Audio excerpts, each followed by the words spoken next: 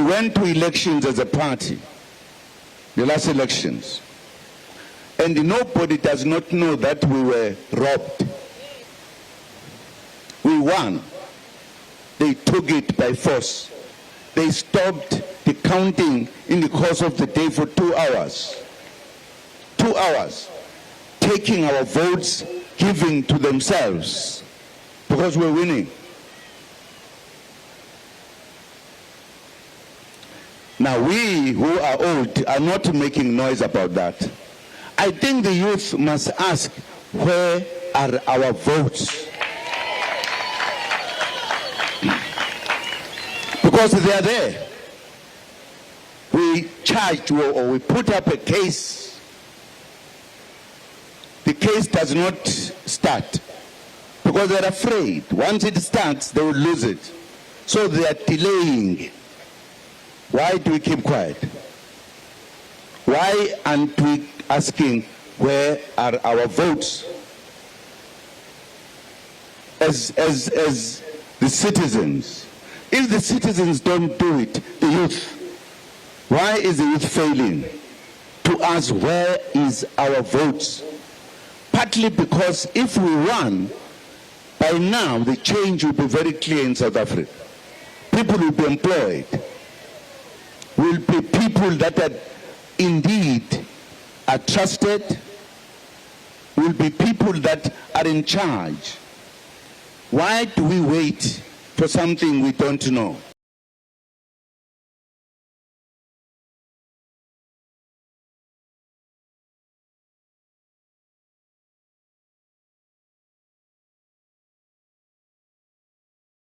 According to Mr. Zuma, the IEC, in a moment of unparalleled incompetence or outright malice, paused vote counting for a mere 2 hours.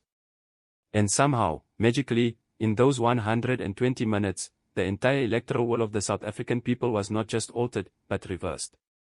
From an MK victory to what you see on your screen right now, a distant third place. But here's the true kicker, the inconvenient truth that seems to have skipped Mr. Zuma's memory, or perhaps his briefing notes. Even before this alleged 2-hour counting pause, the MK party was already firmly entrenched in third place. They were behind the ANC.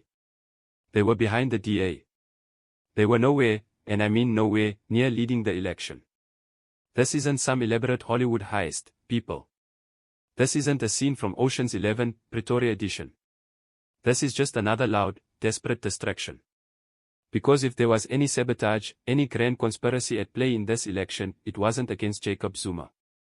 It was against the truth. Pure and simple. Now, for those of you new to the Zumaverse, or perhaps those who've managed to selectively forget, let's take a brief, painful stroll down memory lane. Because Mr. Zuma's current narrative on electoral victory fits rather snugly into a well-established pattern. A pattern of, shall we say, creative interpretation of facts. Remember Nyendla? The sprawling, taxpayer-funded security upgrades that ballooned to a staggering 246 million rand. Mr. Zuma, with a straight face, told us it was all for his safety. A fire pool, a kraal for his cattle, an amphitheater, all absolutely essential for national security, apparently. Because nothing screams counter-terrorism like a meticulously tiled swimming pool. The public protector, Thuli Medensila, famously called it an unconscionable amount. Or how about the spy tapes? For years, we were led to believe that the corruption charges against him were miraculously dropped because he was the innocent victim of a vast political conspiracy, evidenced by these mysterious tapes. But, lo and behold, when the tapes finally surfaced, they didn't prove his innocence. They just proved, they proved that a truly impressive legal team can orchestrate some remarkable delay tactics. Let's shift gears and talk about facts. Hard, verifiable facts. The IEC, our Independent Electoral Commission. Now, like any large institution, it isn't perfect. No system run by humans is. But let's be abundantly clear, the IEC is not some backroom operation running on a single laptop. It is an internationally respected, highly scrutinized body. Every single political party, including the MK party, had representatives, party agents at every single voting station across the country. And those agents, they witnessed the counting. They signed off on the results slips. They were there. The counting process is manual. It's transparent. And critically, it's cross-verified. Every single ballot is physically counted, observed, and reconciled. Results are then captured and immediately made available on real-time dashboards for all to see. After the election, there are detailed audit trails. It's not a black box operation, it's a brightly lit, glass-walled building where everyone can see in. So, when Mr. Zuma claims sabotage, he isn't just challenging a number on a screen. He is challenging an entire process that his own party actively participated in. His party agents signed off on those results. If the MK party had legitimate objections, legitimate evidence of fraud or sabotage, why did they not raise them during the counting process? Why did they not object at the voting stations? What suddenly changed after the final results were announced and the defeat became undeniable? Convenient, isn't it? Now, let's move beyond the individual.